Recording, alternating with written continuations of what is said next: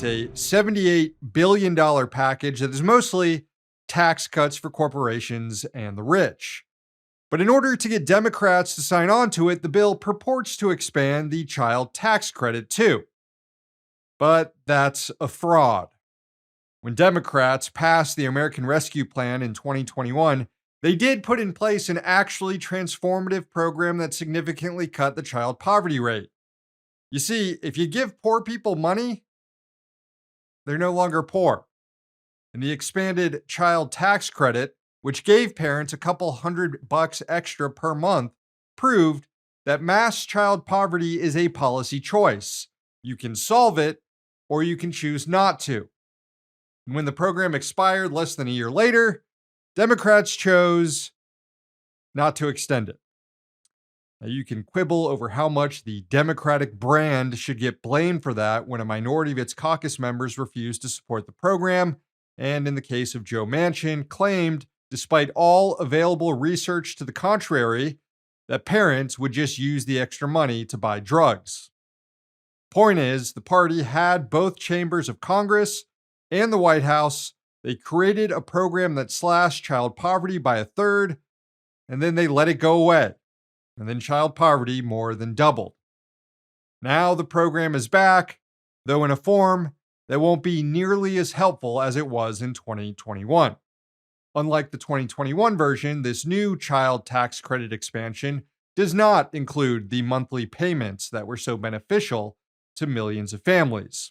It's not universal for all working class families. In fact, the poorest families won't receive any credit or only a partial credit. According to an analysis by Congresswoman Rosa DeLauro's office, this new version won't fully reach 93% of the kids in the poorest quintile. It's about 17 million impoverished children that won't be fully helped by it. DeLauro voted against the bill.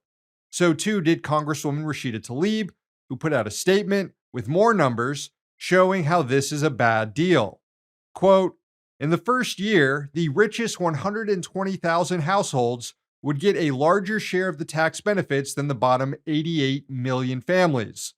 The poorest 20% of families would receive just $60 on average, while the richest 0.1% get an average of $57,530 in tax breaks. Tlaib also noted that the bill would drastically reduce the tax bill for some of the wealthiest corporations in the U.S. She said, quote, for example, Meta, a company making tens of billions in profits, would see its effective tax rate drop from 25% to negative 2% under this bill.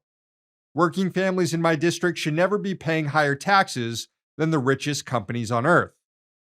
Anyway, the bill faces obstacles in the Senate, where Republicans think the new child tax credit is still too generous for working class families. The irony here is that during a hearing on Wednesday, Senate Republican lawmakers made a big show of teeing off on tech CEOs for harming kids with their lack of content moderation. But when it comes to actually materially helping people, those same lawmakers are like, screw those kids. Let's give those tech companies a big tax break. This is all so maddening because, again, we saw how effective the 2021 expanded child tax credit was in reducing child poverty. But instead of just doing that again, we're back to giving corporations tax cuts and yelling at the poorest among us to get a dang job. Washington needs to sink into the swamp it was built on.